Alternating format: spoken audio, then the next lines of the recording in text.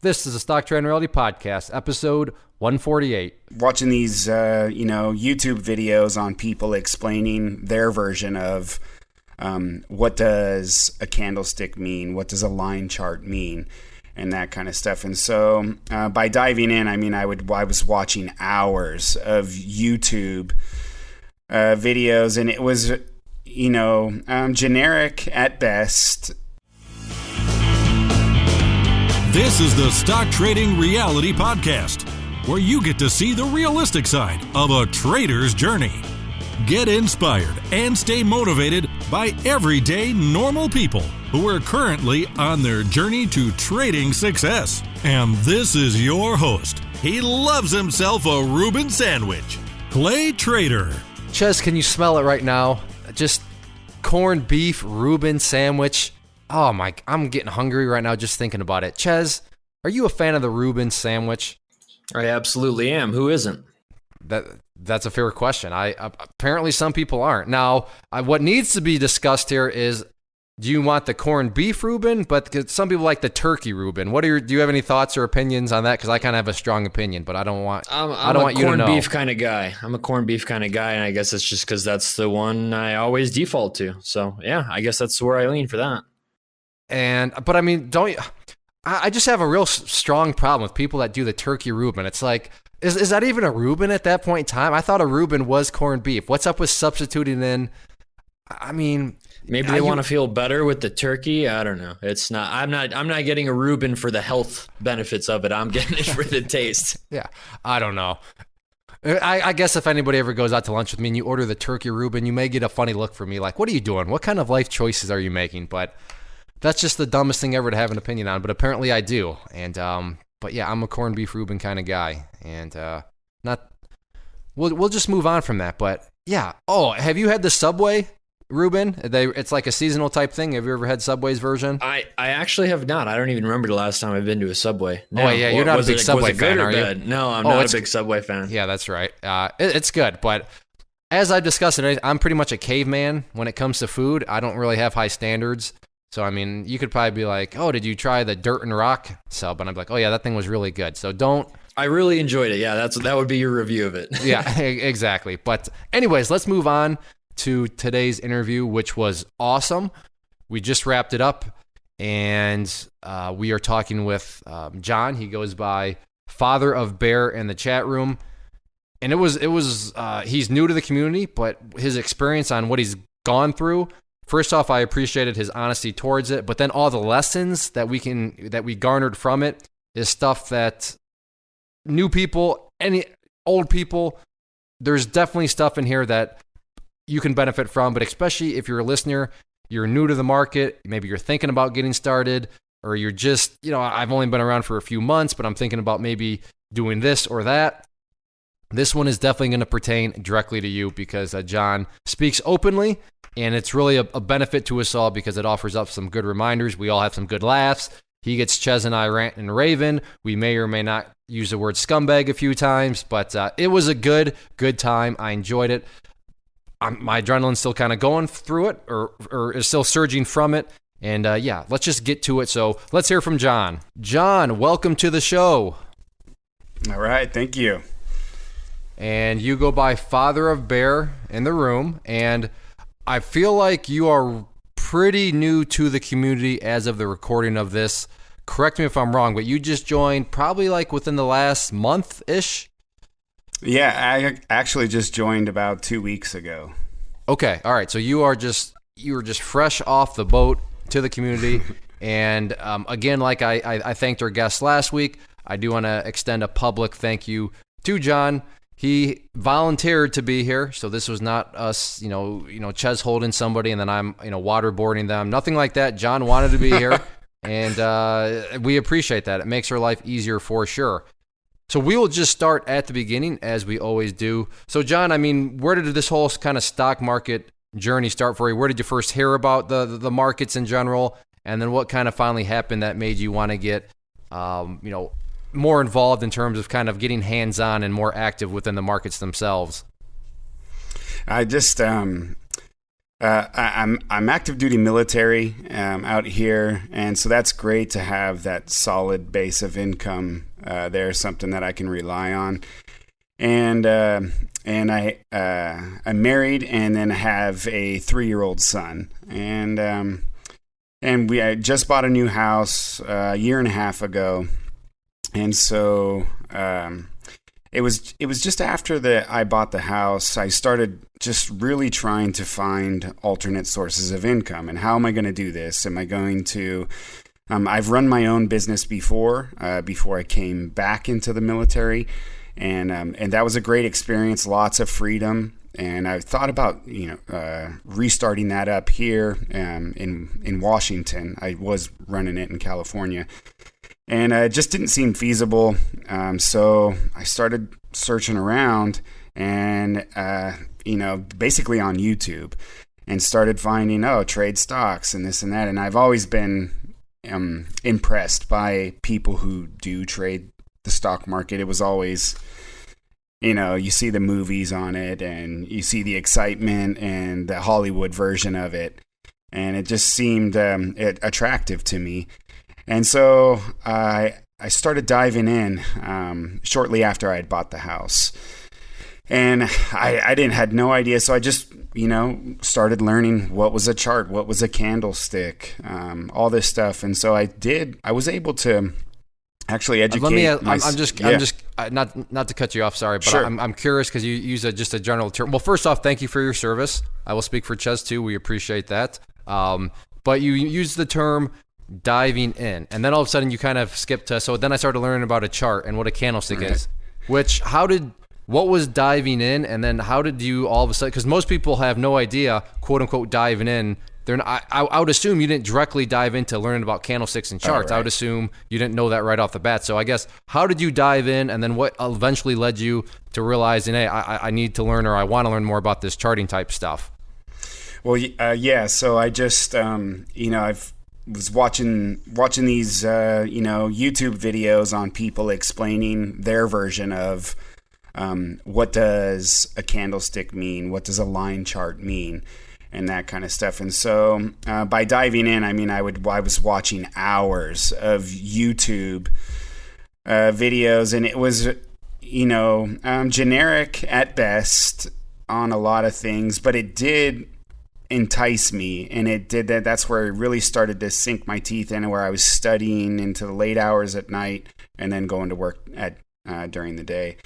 And so that's where, once I got a little bit of education there, I was really excited about getting involved. And so I was thinking, how do I get into this?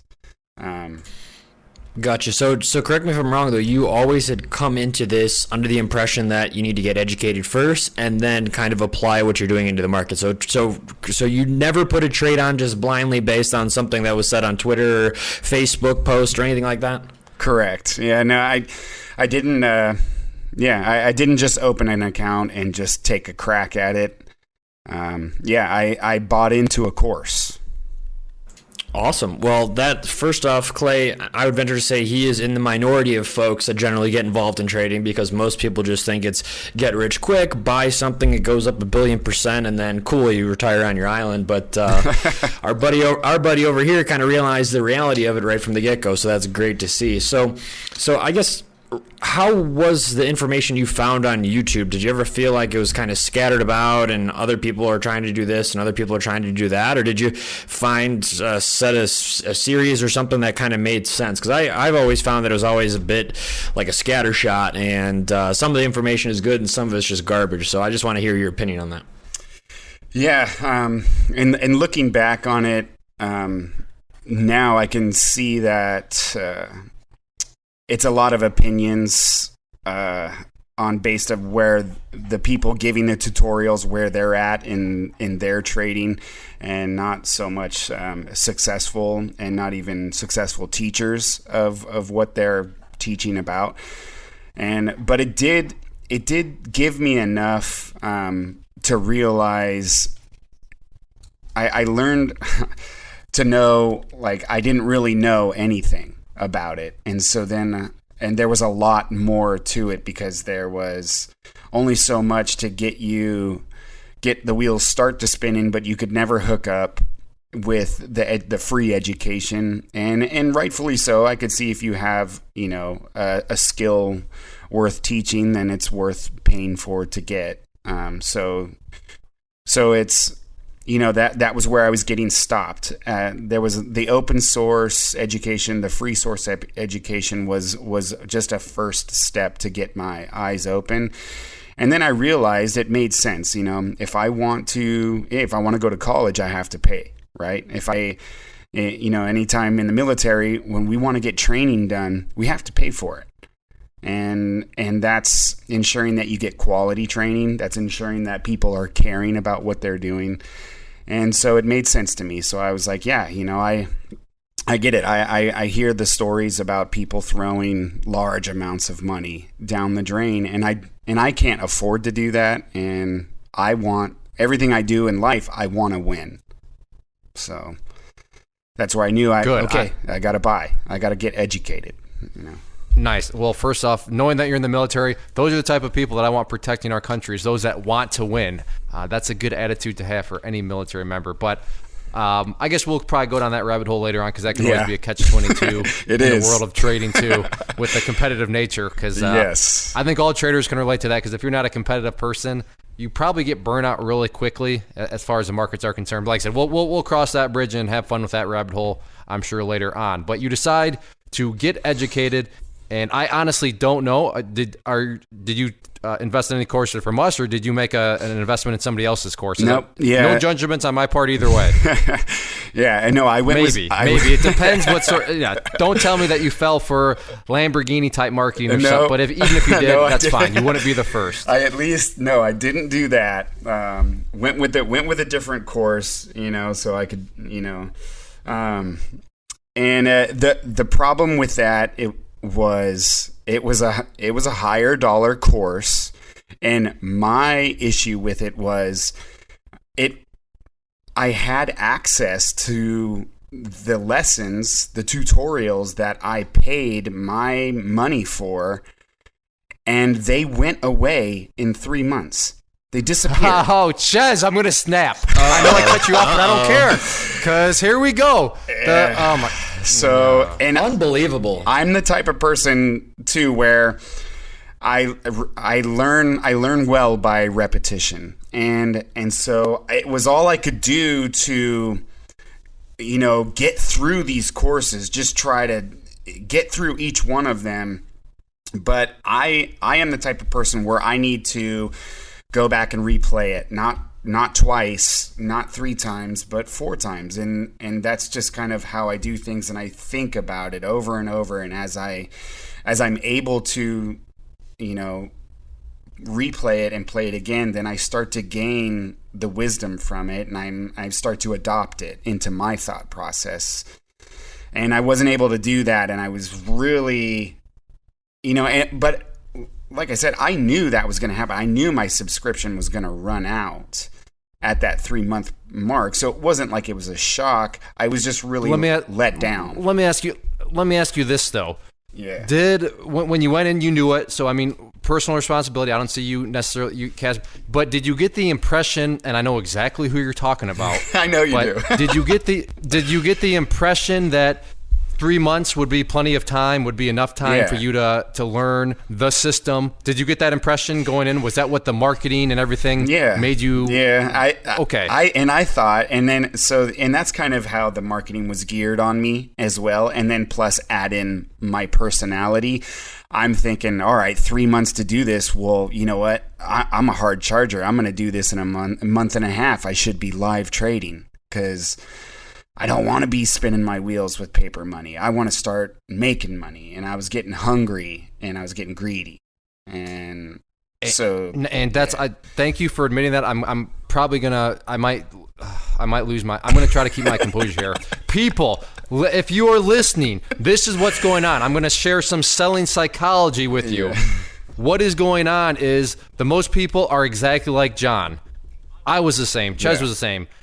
If they hear, hey, You'll be good to go in 3 months. If you do my system, that's why it expires, blah, blah, blah, 3 months. Yeah. Automatically, they're thinking, wow, I can learn how to trade in 3 months, like everything. That's great. Them putting an arbitrary time frame of it only 3 months is exactly what John just described. It's trying to give people the illusion, the impression that follow my system, follow my teachings, you're going to have it figured out in 3 months. So yeah, sure it goes away, but it's 3 months. And John jumped all over that, and I don't blame him being new. I mean, that sounds good. Wow. I only need 3 months, and if I follow this guy's teachings, and everything's going to work out fine, that's ridiculous. The second part, I want to ask you this, John. Yeah. From the marketing, from this person's impression that they gave you, did they give you the feeling that they truly wanted to help you out, that they wanted to coach you, that they wanted to mentor you? And you can be honest, if not, that's fine too, but did you get the impression that this person truly cared about and wanted to help you out as a trader? Initially, 100%. Yeah, I mean, I did think that, and I was thinking, wow, this guy, and that was a big selling point for me was, okay, he's going to be able to, be right there with me, and he's going to be, I'm going to meet, I'm going to be important here, and I'm going to learn from this guy, and I'm going to be able to trade just like him. And okay, so you got the impression that he wanted to help, and that's yeah. So here is a major red flag, and I'm just speaking in general. I'm not talking to you, but people out there, if somebody from their marketing is giving you the impression, wow, like John well described, so thank you for your honesty there. Wow, yeah, this person's going to be there with me. This person truly wants to help me. They want to just walk right alongside me on the path, and then you see somewhere in their content that their content expires, meaning you no longer get access to it. Does that really seem like the mindset of a businessman or a mindset of somebody that wants to help you? And I'm going to go ahead and pat our back, my back, and our back, or our community on the back. My Clay Trading University lifetime membership. It never goes away, ever.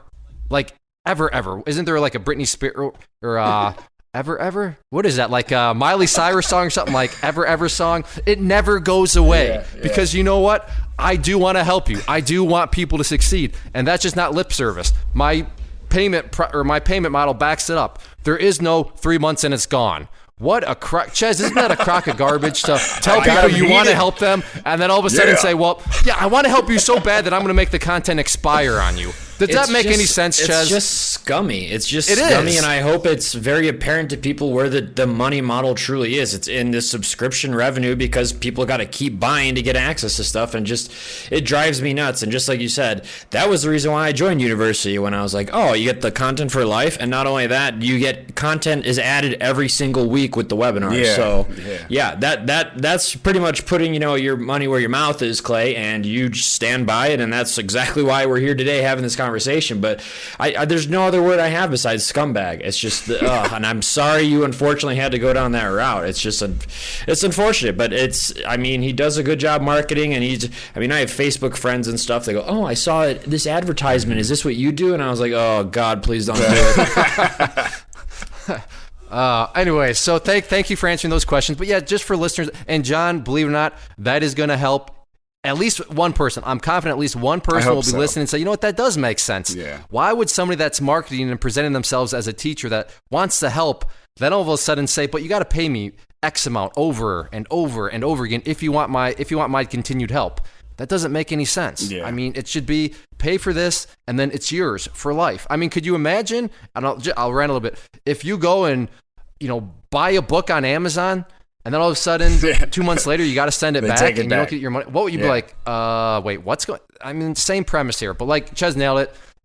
From talking business, it's all just a subscription model.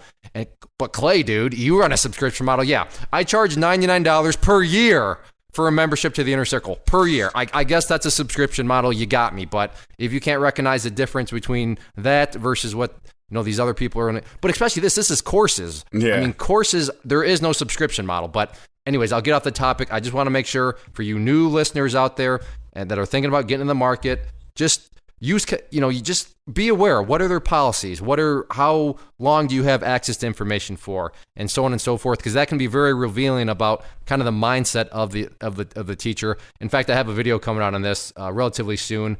But by the time this airs, that video should be out. So we'll link that in the show notes. But anyway, so you go into this course. You're a competitor. You think, wow, he says 3 months. I'm going to beast mode this thing. I'm thinking probably like a month and a half, couple months. So walk us through that process. You were going through it. Did you get done within that month and a half, 2 months, or did it literally go up to the 3 months and you're still thinking, holy crap, I needed more time? Walk us through kind of that whole little from theory to how things actually played out in reality. Yeah, well, the theory is you go through the course and you graduate, and then you're, then you have the skills, you have the talent there, you have the knowledge, and so in the beginning part of it, you get the paper trade account, which was great, and I truly appreciated that. So that was my first trading experience was paper trading there. And I didn't fully, I guess, really grasp how dangerous it was to trick myself on a paper trade account. So we could talk about that, but going through. Yes, let's do. Go ahead. Trick yourself. Talk all about that. That's a great point. Yeah. So I'm getting in, and so, and I'm watching, my teacher at the time, and he's just gouging out, huge sums of money each day. And I'm thinking, okay, that's all I got to do. And so I'm trading with large size and on a paper trade account because there's no risk, and it's exciting, and that's the kind of money I want to make right now. So that's what I got to do. And so let me ask you this real quick. Did at any point this teacher tell you, hey, you were totally wasting your time if you were trading with a size that you're never going to be able to trade with when you go live? Did he ever mention that in any of his teachings? Yeah, and he did. He did. Okay, so you just didn't listen to him. I didn't listen because. Okay, so good job to this teacher right there. I was really gonna flip off. So I'm to be fair, because I'm here to be fair to everybody. I mean, this certain person already has plenty of red flags, but I guess here's a green flag for them. At least they offered up that warning that you shouldn't be doing what you still chose to do. So I just wanted to make sure. But to be honest, that's pretty much a gimme for anybody like experienced in any kind of skill, like, or whatever. My son, I'm super good at crossing a street. So I know automatically to look both ways. My son doesn't know. If you see anybody not looking both ways before they cross the street, it's just like, hey, you should do that. And so everybody in the chat room, and there, you would always see it all the time when you see somebody making such a foolish mistake like that with trading with larger size than you would ever trade with real money. People will throw it out there. They'll say, hey, don't do that. That's stupid. You're going to burn yourself.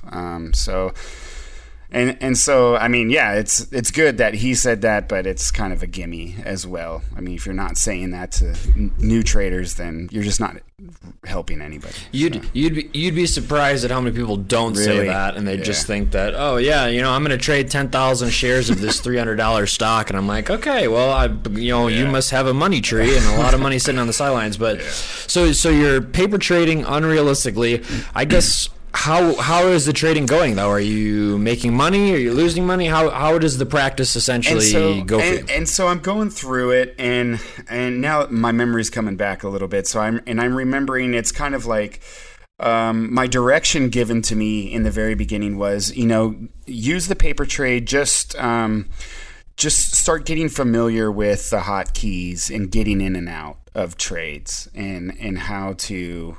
And just the functionality of it, how it works, and then you can start slowly applying the principles as the classes were given to you. So now, this is another part of it is, so the classes were handed to me. Not only are they on a time constraint of you're only going to have this for 3 months, but we're not even going to give you all of the courses. And in the beginning, I'm not going to give you any courses. You're going to have this. But this all counts as a 3-month time frame, right? So, oh my! So when you get a course, Chaz, it just keeps and you get a course, scummy all caps now. A month and a half into it for your 3-month subscription, you only have that course for the remainder of your subscription, another month and a half, and that was to help guide me correctly. And so, but I would go through, I get the course, I'd complete it, I'd do the homework, and that kind of structure was nice, but then I would be stunted and I wasn't able to, okay, I need the next one. I got to go here. I got this one. And so when I take time and I focus and I sit down without any distractions and I complete the course, I move on to the next one. And now when I'm able to drive around in my car and I'm doing other things, I'm able to replay the course that I successfully completed on audio later. But I can move on to the next one as well. And that's how I start stacking the education for myself, backing up the next new one. But I wasn't able to do any of that because I didn't have access to what I paid for, because I had to wait for him to give it to me. So that was extremely frustrating. And I don't even know. I'm just going to sit here and make cringy noises for the rest of this podcast, but I don't think the listeners would really enjoy that too much. So, okay, so you do get access to this stuff, and obviously you're on a very, very tight time constraint. So correct me if I'm wrong. Do you feel like you had to rush through it? Like, I know you dedicate time, you block off time, you make sure you have no distractions, but that's like... Clay, correct me if I'm wrong. That's like adding more pressure to somebody who should have absolutely no pressure involved. Exactly. I mean, that's the whole cruel irony and why this is so scummy, because you nailed it there, Chess. Or the situation when you should have like zero time pressure in terms of rush is like when this person is putting all the time pressure and rush on you. It's such a cruel, just, it makes no sense. Oh, you nailed it, Chess. Chaz, just keep talking. I'm out of it, man. All right. Okay. So, all right. Are you paper trading at that month and a half period, or no? So yes, I am. And let me tell you, and during this time, so I'm not. There's zero accountability on me, except for myself, and I, I would, on the trades that I would win, looking back on it now, but just sheer haphazard chance, basically, with where I was at, I would account for those trades and see, I'm winning. And then when I would have a negative trade, when I'd have a loss, I would just be like, this is me. I would just say, that's just because I'm not familiar with, how orders process. So, in my head, I'm tricking myself. I'm lying to myself, thinking, okay, yeah. So I'm starting to get this. I could be successful. I'm getting, I'm doing this right, but not accounting for all my losses. And so a month and a half of this goes on, and I'm like, okay, well, it's not pretty, my trade history on the paper trade wasn't pretty at all, wasn't consistent at all, but for what I wanted in my head, I was like, I want this to be good, and I've got a couple big wins here, unrealistic wins, and I'm like, so I think I can do this, so let me just go live. And so I started going live a month and a half, and I dropped $4,000 into an account that would allow me to have some margin and that I could start day trading with. And shortly, and I'm looking at my records here, and couple trades, couple small losses, $80, $200. And then I get my first big win. It was like $1,250 here, and there was 7 tickets on that day, and I was thinking, wow. So I'm not over trading. I'm starting to do like what my teacher is doing, by hitting this $1,000 a day mark. And so I'm already doing that. I must be a prodigy. I must be super good at this.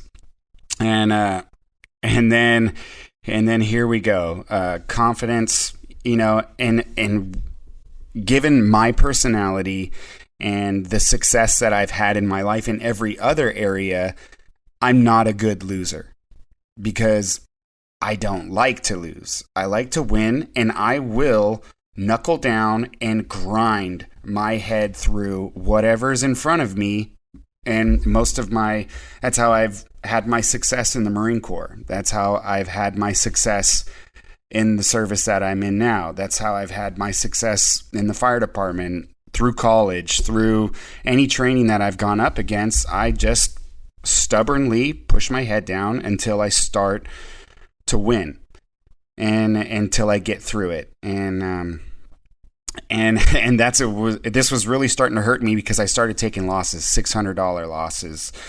And then I had a big loss day where, out of a $4,000 account, I'd lost, $2,175. And I had 28 tickets on that day, just over trading, just not being a gracious loser, not walking away. And then I had another $1,800 loss, so another 28 tickets, same amount of tickets for that day as well. And I dwindled that account all the way down to scraps, and immediately just dumped another grand into the account, because, okay, well, I've learned my lesson here. And now I'm gonna take it serious. Now I'm gonna stop trading with 4,000 shares, 3,000 shares, and this is basically 2 months into my training. Still not complete with the course yet, and then just starting to get stressed out that my education was going away, and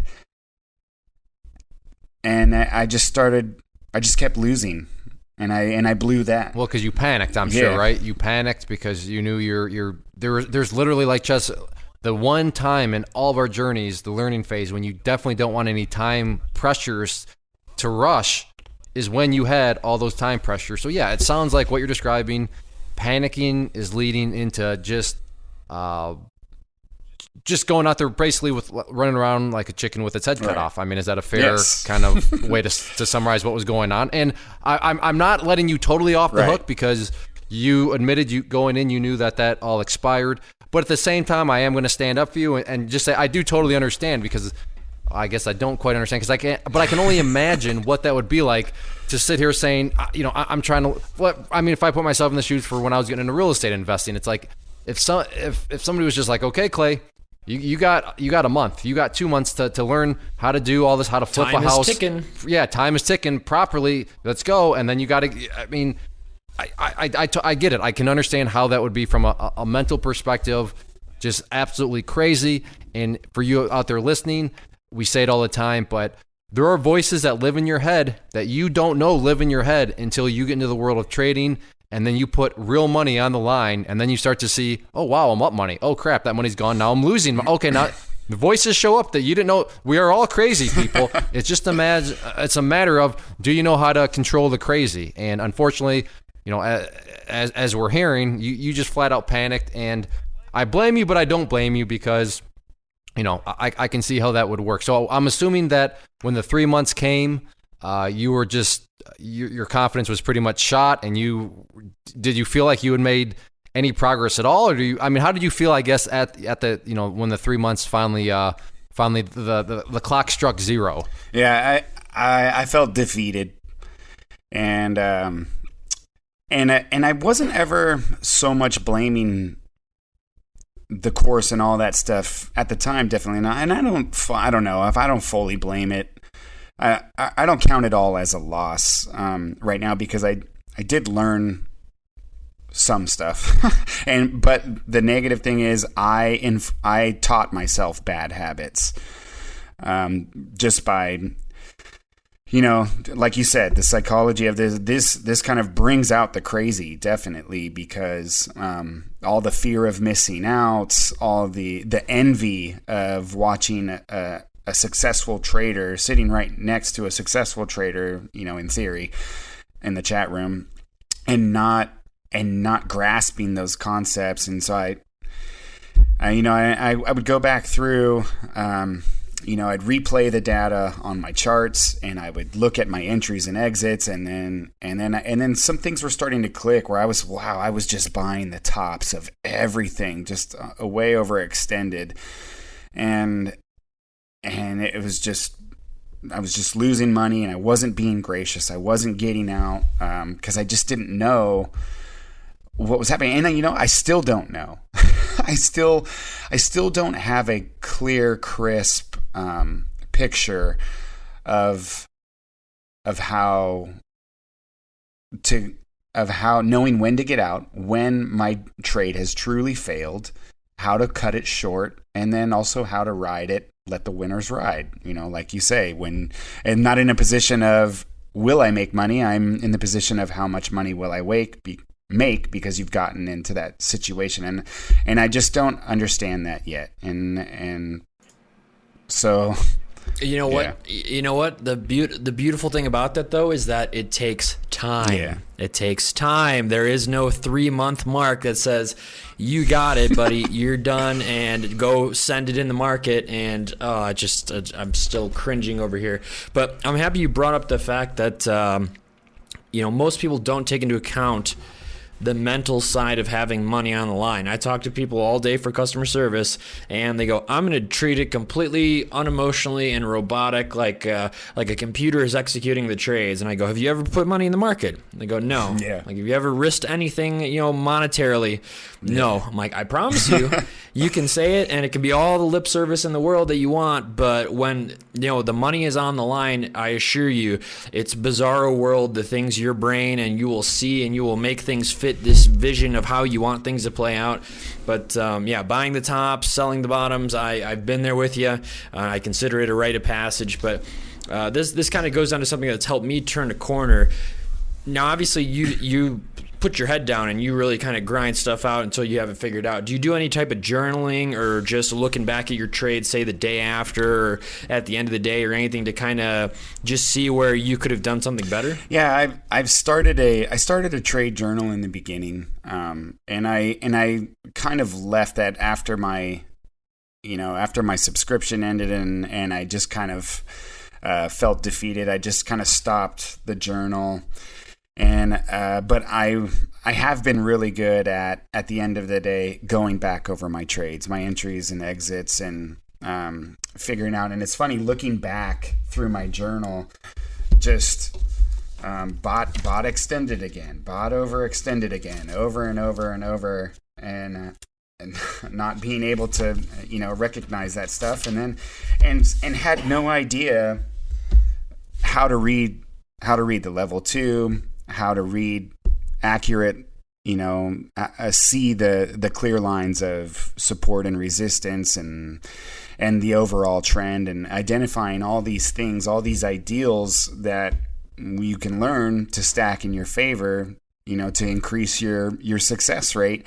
I was trading. I was a one-legged man in a butt kicking fight, basically, and I had one idea. And I was just getting slaughtered. So one idea, because that's what was being taught to you? No, that's just what I walked away with. Okay. The course had a lot of meat on it, but in order for me to get all that meat there, I needed more time to go back through it, and I needed to have it so that I could, keep it and learn it and learn it. Yeah. So I think we've pretty much determined, like you said, and I appreciate there was some meat at the course, but I just needed more time, and the way it was presented to me, you were under some false impressions, and those false impressions led you down some mental paths that you didn't want to go down. So yeah, partially your fault, but I do understand when the way things are marketed certain ways, and the marketing is designed to lead you to assume certain things. Yeah, that's where a lot of trouble can get in mind. And I do want to say, John, you are not even close to the only person that has suffered the same things. I hear and I get questions all the time. Hey, is your stuff, when does it expire? And I'm like, why? No, it doesn't expire. Yeah. But then they open up to me and they share with the same person very, very similar stories. So you are not alone at all. But the 3 months expires, clock hits 0. You feel defeated.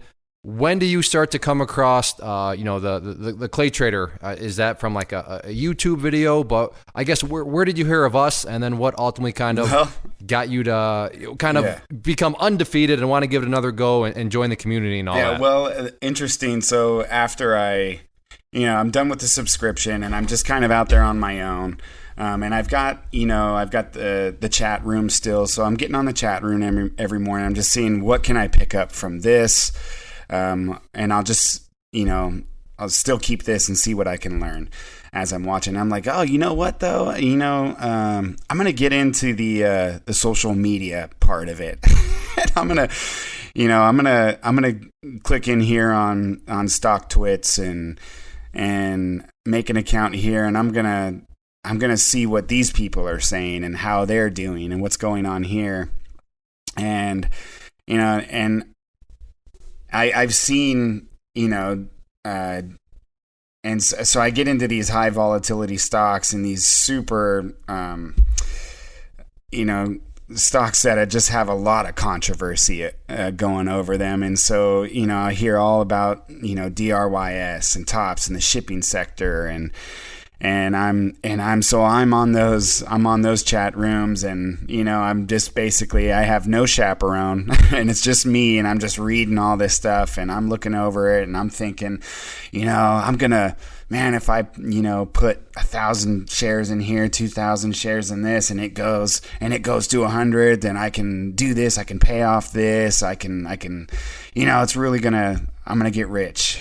And so I listened to the brown paper bags basically, and I listened to this stuff, and I bought it, and I made the decision to go in on it, and that's when I started learning all about margin calls, and really started hurting my account, being stubborn and holding and once again reinforcing all of those muscles of not being a good loser. And walk listeners through a margin call. I mean, how does that work? I mean, to experience one.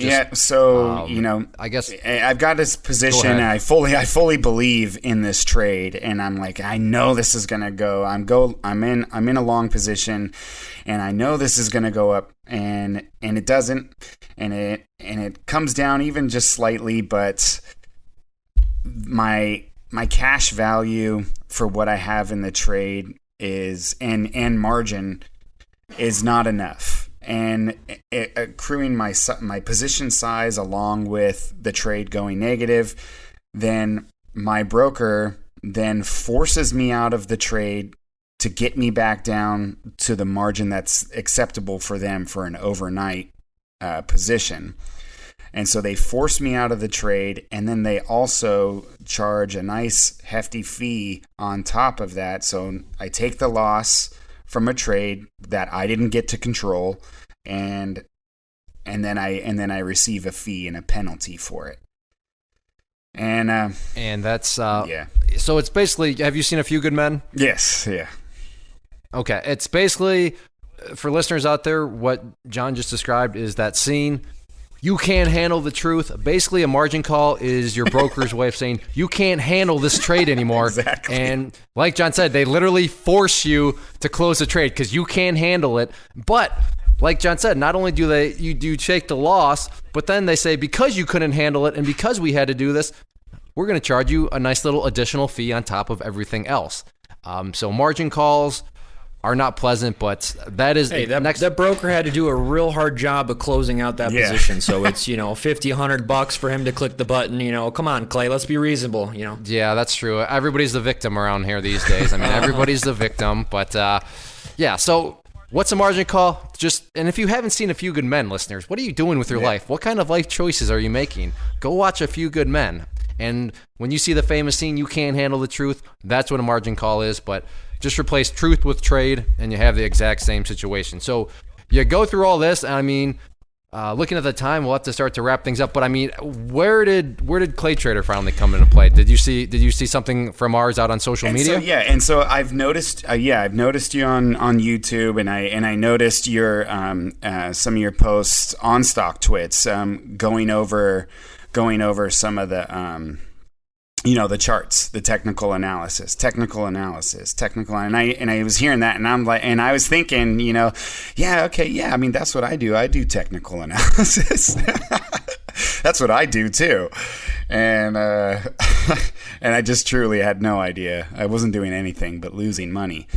But and it's funny, you see the haters and the people bash but I truly enjoyed what even just these short videos on what the chart did that day, what it meant, and what that kind of tells us.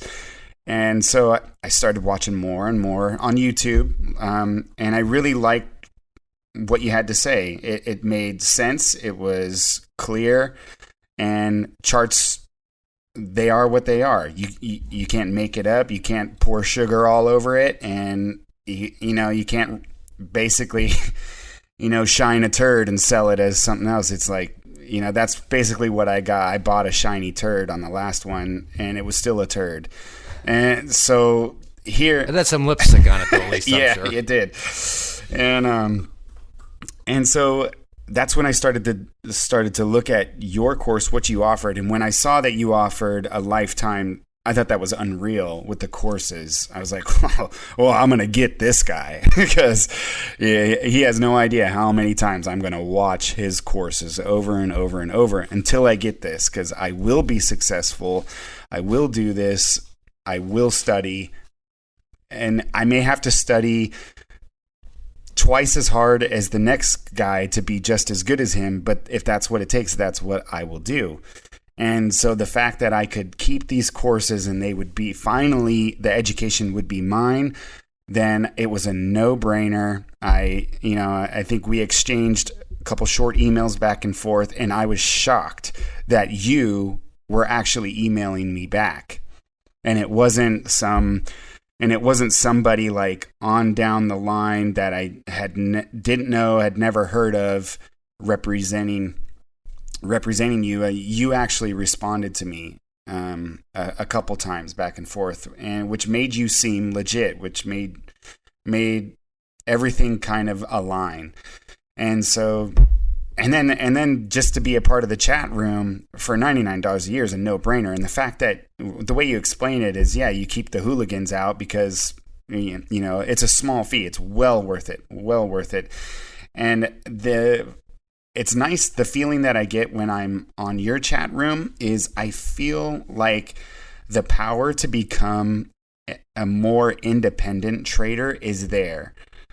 And I don't know if it's just because there's not a lot of chatter, there's not a lot of yakking over the microphone, and then there's not a bunch of crybabies just streaming down the chat room. No, like alerts are just lost everywhere.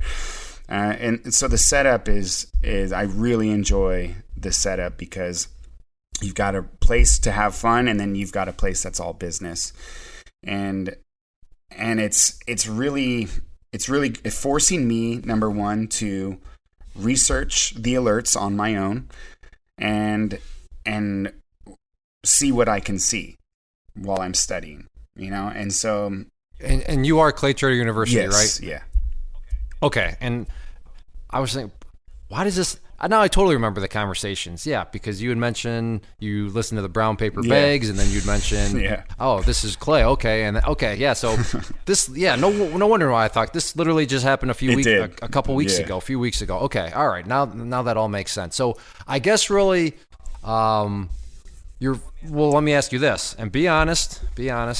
I can be a keyboard warrior here because you're a Marine. You could whoop me if this was person, but this is not person, so I can be as tough as I want. But what is your plan as we speak right now? Are you trading with real money in the market, or are you just paper trading? Or are you just observing? What is your current kind of situation? Yeah. So as of today, right now, I'm not going to trade until I complete the rest of the basic courses at least, and start moving into the advanced courses.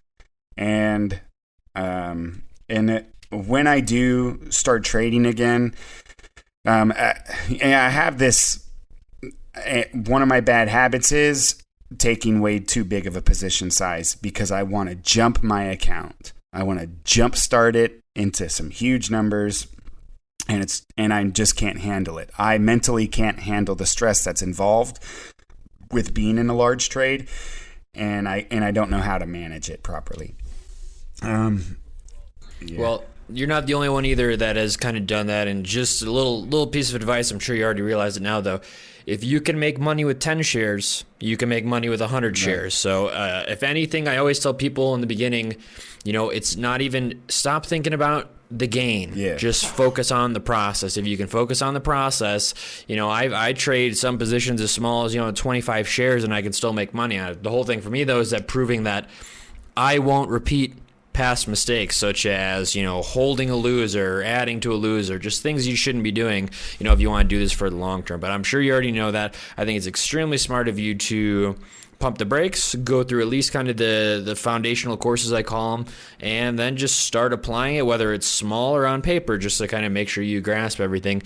The cool thing about it though is there's no time limit. Yeah. You can do it as many times as you want, as often as you want, as fast, as slow, as however you want, and just do it until it makes sense, because I'm a firm believer that not only can trading be taught, everybody has their own way and can find their own way in the market. It's just most people, like you said, trade too large of a position size, and then they never actually have an opportunity to kind of move forward in their trading career. But what courses have you gotten through so far? Are you still working on the first one? I'm in the level 2, just about to go through the practical exercises on the level 2 course, and. Okay, so you haven't gotten RVR trading yet? No, I haven't. No. Okay, so that would make sense when you say you don't know how to manage the trade, because you haven't gotten that far into the courses yet. When RVR hits you, that's where the managing and stuff starts to come along. Now I feel like I could be wrong here, but you haven't been on any of the live webinars yet, have you? No, I haven't. No. Okay. Do you have any plans to attend any of those? Yeah, definitely. Just with being military schedule kind of stuff, and I'm West Coast. The time just hasn't lined up, but I had watched one and I thought, if I can get into that, it just hasn't worked out yet, but I fully plan on attending those, or at least watching the recorded sessions. Yeah, I was going to say they are all recorded.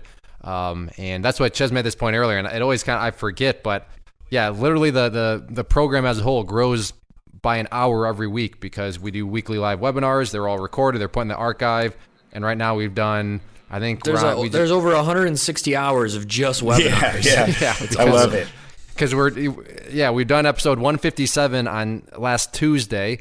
So and if they're give or take an hour each, there's literally 157 hours of just webinar material alone. Because like I said, this is not if you can't make it, you don't get to ever see it. No, we record it all, and that's all put in the archive, and you have all this content at your fingertips. Let me ask you this: what do you have a time frame when you want to be back to trading with real money by? Not at this point. No. Good answer. Oh, I was really hoping I thought he was going to fall for the trap. Yeah, I thought you were going to give me a time frame, and then that way I could tell my 3 friends. months. And I told a Marine. I had to set a Marine straight over the internet, but darn it, I thought I was going to really get to be a microphone keyboard warrior. He's too sharp for you. Yeah, he's one step. Well, that's really good. In all seriousness, one of the worst things you can do. And this is why when people say, how long is it going to take me to learn how to trade? I will never, ever give a time frame, because even to say, well, on average, what does it take? Well, I'm not even going to give you an average, because the last thing you need is, it's an average of, let's just say 3 months. We'll go with that 3-month mark. Well, what happens if that person is at 2 months and 28 days? Oh, crap. I'm not ready yet. I mean, I realize the average was 3 months, but man, I'm below average now. I'm below average because it's going to take me longer. And then all of a sudden you're introducing voices of doubt, voices of second guessing yourself. And that's the stupidest thing ever. Everybody's different. Everybody has different circumstances. So don't ever ask me how long is it going to take to trade. I don't know. It depends. And even if I had an average, I would never tell you, because I don't want you to sit there and fall into the trap of, well, geez, I'm below average, or wow, I'm so good. I'm a prodigy because the average is 3 months and I made a couple winning trades at 1 month. I mean, it's all smoke and mirrors. Take your time and don't set arbitrary timelines, because like I said, if John were to fall in my trap and said, I want to be, by March, by February, I want to be with real money. He's just going to start to rush. And then if he gets there, it's just not gonna end well. Okay, I'll just leave it at that. So good job. I'm glad that you did not fall for that trap. But what does your kind of routine look like? It sounds like you're a pretty busy guy. Are you doing your studying in the mornings, at night, or just whenever you can? But kind of walk us through, your situation as, a father, and you have a full-time job. When are you fitting that stuff into your schedule? Yeah, so I get up at 5:20 in the morning, and then kind of morning routine is grab a cup of coffee, sit down. Why? This is going to be really weird, and I hate to get why 5:20. It's kind of from the time I go to bed. That's kind of it's the amount of sleep that I like to get. So if I go to bed earlier, I can get up earlier, but I like to give myself, 6 to 7 hours of sleep. Just helps with clarity. I just asked that because right now I'm in course mode for something else, but my alarm is set at, you guessed it, 5:20 a.m. So I was just curious, what was your logic? I like 5:20 because first 20 minutes I can wake up, I can check the headlines on my phone, get my coffee ready. And then that usually takes about 20 minutes. But even after that, I still got 20 minutes before the round number of 6 a.m. Yeah. So then for there, I can kind of sit down on my computer, get everything fired up, just slog around a little bit. And then after that 20 minutes, boom, it's 6 o'clock. And then I have a good solid 2 hours to work in peace and quiet on the course before 8 a.m., which is when I start doing customer service emails for claytrader.com. So that's kind of my logic behind 5:20. That's why I asked. Just curious, why did you set yours for a random number like 5:20? Yeah. But that's funny. That's funny you brought that up. Yep. And why did I go through that? I have no idea. But listeners by now, they know that I'm about as random as it gets. And when Ches slacks off like he is, because apparently Ches is not reeling me in like he should be right now. I think he's letting you go on this. Yeah, you're just letting me go. Ches is out snowboarding right now. He was saying, "Oh man, it looked perfect snow." So Ches can podcast and snowboard at the same time. I was waiting for you to say, me and my fellow Marine buddies are getting up at the same time. You could use that to impress your wife or something like that. But I might have to. I'm like, hey, you know what? Baby cakes? That's not what I call my wife. But just for this example, this is what I call my wife. Yeah, you know what? Baby cakes with some sweet, sweet cheeks. I get up at 5:20, and I just interviewed a Marine today. And guess what time he gets up? 5:20. Aren't you impressed? And by this time, she'd probably have me in the cross-faced chicken wing and be like, don't ever call me sweet cheeks. Actually, I'm going to throw you under the bus, Ches. If it doesn't work, I'm going to say, hey, Ches told me it would work. And that'll be my get up. We are spinning out of control. None of this has anything to do with trading anymore. So I actually blame the Marine for not keeping us on track. I'm enjoying it. Yeah. Good. I don't know if listeners are, though. It's okay. But all right, I'm going to do what needs to be done here, and I'm going to lend you my time machine. You can go back in time to any period you would choose, and you can give yourself one piece of advice. It's not a buy or a sell recommendation, but what is that piece of advice you'd give yourself? But before you answer that, I just dawned on me, you literally didn't tell us anything about your routine other than you wake up at 5:20, and then I totally hijacked the conversation. Yeah, wow, nice job, Clay. So that's how bad it was there. So I do apologize. But you wake up at 5:20, and then first off, I like that you're making time for yourself. But okay, walk us through your routine, and then we'll address the time machine question. 5:20, grab the coffee. I do a Bible study for myself that share with my wife, so I have some time to myself just to take care of me, and then come back in here, sit down at my desk, and start doing the same thing, getting the computer up and running, making sure there's no updates that are going to just drag on and not allow me to get on in time, and get all my stuff up and running, and get in the chat rooms and start studying, start drawing out lines, support and resistance, seeing what the alerts are, and just getting myself going and waiting for the bell. That's about it. And then I'll trade typically for about. Well, I'm not now, but I'll be. I was going to say, John, are we going to have a problem here? But all right, fair enough. But I will be in the. Let me just make sure that didn't go off. I'll be in the chat room for an hour and a half, watching the alerts and making my own studies, and then. Right now I'm on a holiday leave, so I'm able to, knock out a full course of studying right there in the morning. And my wife's been a great help. She's been really supportive throughout this whole time, taking my son to daycare and, just letting me, flail around over here with trading. And then during the day I get to study and I get to take care of the house and, rip around on the dirt bike. And then, at night I get a little bit more studying in again once my son goes to bed and do it all rinse and repeat basically next day. Awesome. That's good stuff. So your wife's up with you at 5:20 in the morning? Yeah. Well, she likes to set her alarm at 5:15 so she can hit the snooze. I'd like to talk with her. She's snoozing. She's got the 5-minute snooze. Gotcha. Yeah, and she snoozes back. Hey, but she factors it into her wake up plan. But I mean, the wake up plan, she's factoring in 5-minute buffer. Yeah. Good job, John's wife. Yeah. I mean, she's awesome. Yep. My wife is well, but then again, my wife she's feeding kids and all that stuff. So yeah, bless her wives. That's all I'm going to say is bless her wives. We all married up. I know for sure Ches married up. That's a fact. Yeah. I know for a fact I married up. And John, you married up too, right? Yeah. Yeah, we're all out of our leagues. Let's call a spade a spade. Definitely. But anyways, so just to kind of summarize things, and feel free to chime in. You were focused. You wanted to get a course. You got a course, but due to marketing, time constraints just caused you to panic. That didn't go well. You found me. You said, you know what, let's give this kind of a 2.0 version.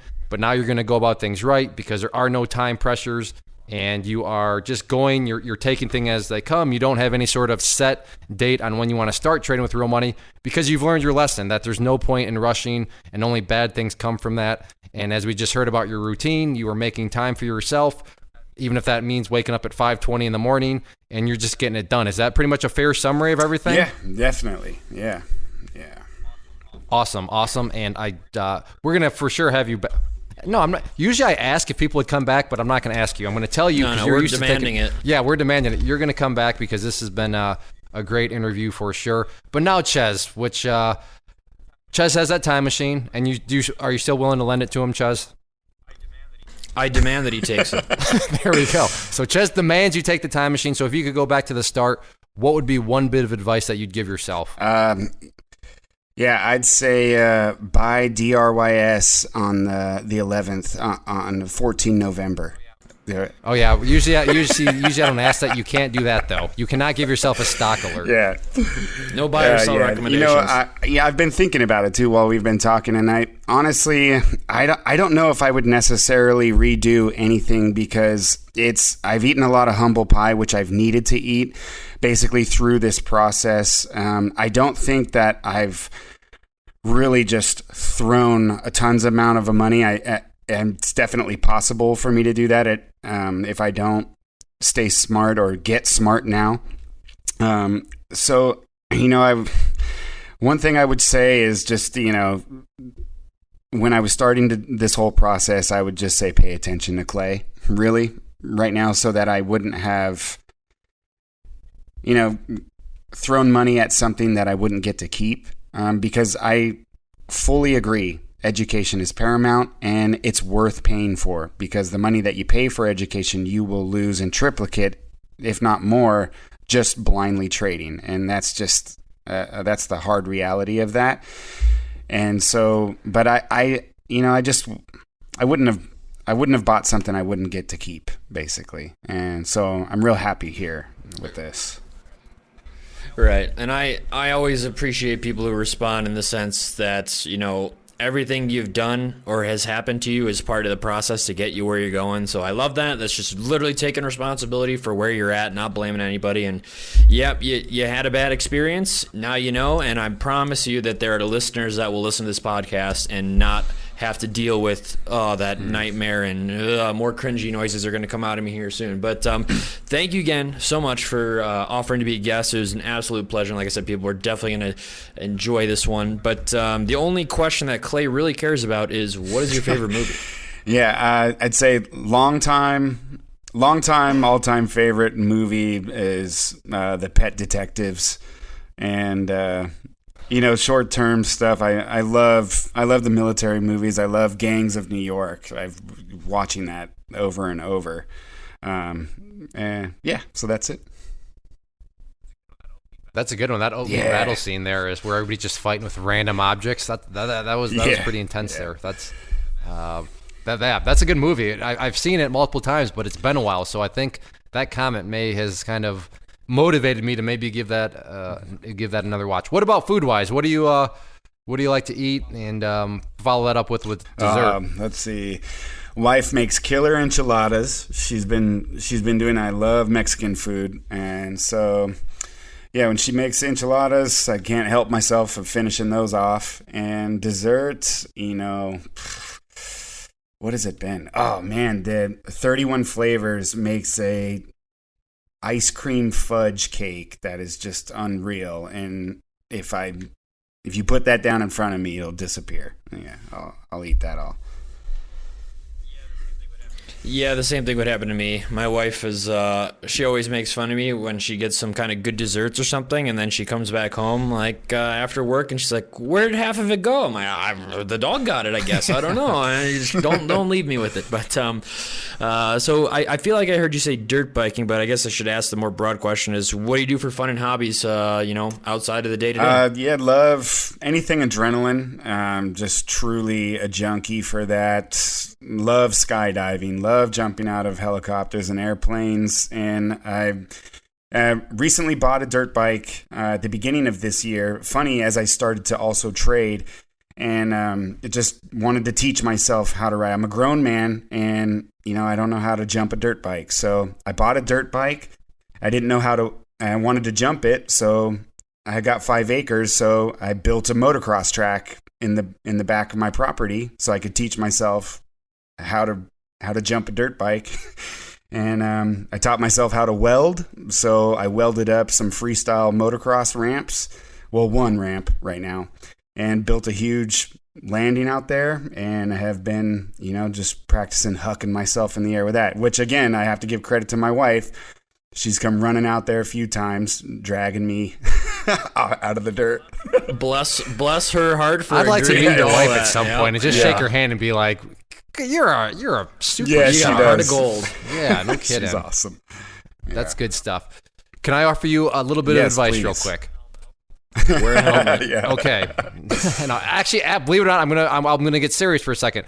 Every time I hear the word adrenaline junkie, just be very careful that you do have a little extra hurdle that some people don't have to deal with. For example, I definitely have an advantage over you mentally because I am not an adrenaline junkie. Jumping dirt bikes, jumping out of airplanes, I don't He's want gonna any have of that. nightmares about it. That doesn't seem. So in the world, just understand that can bleed to the world of trading. Now, I have plenty of other things that I struggle with, but just be aware that is a hurdle that is always going to be with you, and that the sooner you can learn to identify let's call them the adrenaline junkie voices, the sooner you can learn to identify them. That means the sooner you can learn to combat against them. But you are going to struggle with that because it's clearly a part of your personality. And as we've discussed, you clearly have those voices up in your head. And a lot of people, whether or not they want to admit it, they do use trading as a source of adrenaline. And you just got to be very careful with that. I'm not saying you're going to do that. I'm just saying from an observation perspective, that's something that you're just going to want to be aware of and be proactive against. Is that a fair...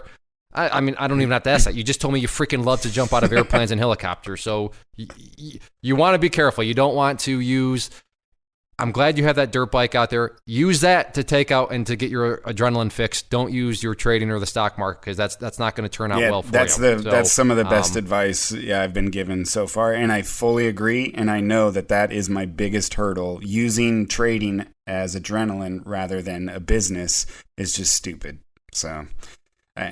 Yep. Remember, your ultimate goal as a trader is to turn it boring. If trading is giving you adrenaline, if trading is giving you excitement, something's not quite right. You should be able to look at this stuff and just execute in a very methodical manner. Now, yes, you're allowed to get excited but for the most part, it should not feel like a roller coaster when you're in a trade because that's...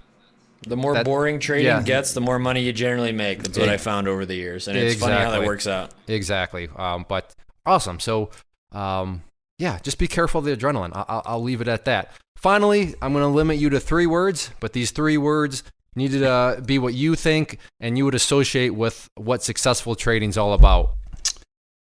Discipline, patience, and knowledge. Very nice. Patience, discipline, and knowledge. I'll take it. I think that's that's some good stuff. Ches, this was a great interview, wasn't it? Oh, absolutely. Yeah, and you're coming back. Like Ches and I both agree, we're demanding you come back, and we're both being microphone warriors right now. We're gonna just talk tough to you, even though you're a Marine. But where you're out in California? You mentioned West Coast, or did you say Washington? I'm from California and stationed up here in Washington. Okay. And you're a Marine? I was a Marine. I'm in the Army now. Oh, okay. All right. So I was going to say, I didn't know there were Marine bases in Washington, but... He's preparing for the conflict that's coming with Canada, so that's why he's up there. Exactly. Yeah, all of our... I'm sure we have some people from Vancouver. I'm trying to think what Canadian cities are over on the west area. But anyways, we got to wrap this up. So, John, thank you very much. I had a good time, and this was great. Without doubt, listeners, at least one person will benefit from this. I think there's going to be multiple more, but even if it's pretty cool to know that, at least one person will benefit, and I'm confident in saying that. So thank you again for taking time out of your day, and just thanks for hanging out, and we'll have to have you back at another time. Thank you, both of you as well. Thank you. Awesome, and I look forward to seeing the FatherOfBear name more and more in the chat room. Finally, a few things as I wrap things up. If you are listening to this on YouTube, make sure to check out the rest of the channel. There are other videos on the channel. But if you enjoyed this interview, click that like button and check out the channel. And hopefully you decide to ultimately subscribe to it. If you're listening on iTunes or one of the other podcast players, subscribe. Also on iTunes, if you could leave us a rating, that really goes a long way and helps us out massively, actually. And then finally, if you're listening just at claytrader.com, leave us a comment down below. Click that share button. If you do happen to leave us a comment, we will read those and we will reply to them. So that's a good way to get interactive. And yes, it will be me reading it and replying. I kind of pride myself in that to try to keep it to just be in tune with everybody. And that is done well over the year in terms of listening to people, and it's helped construct the community that we have right now. So again, thank you to all of you as listeners. Thank you again to John. Thank you again to our esteemed co-host, Ches. We will see you back next week. This has been the Stock Trading Reality Podcast. Thanks for taking the time to hang out. To learn more about Clay and the Clay Trader community, including the trading team, premium training, and more, visit claytrader.com.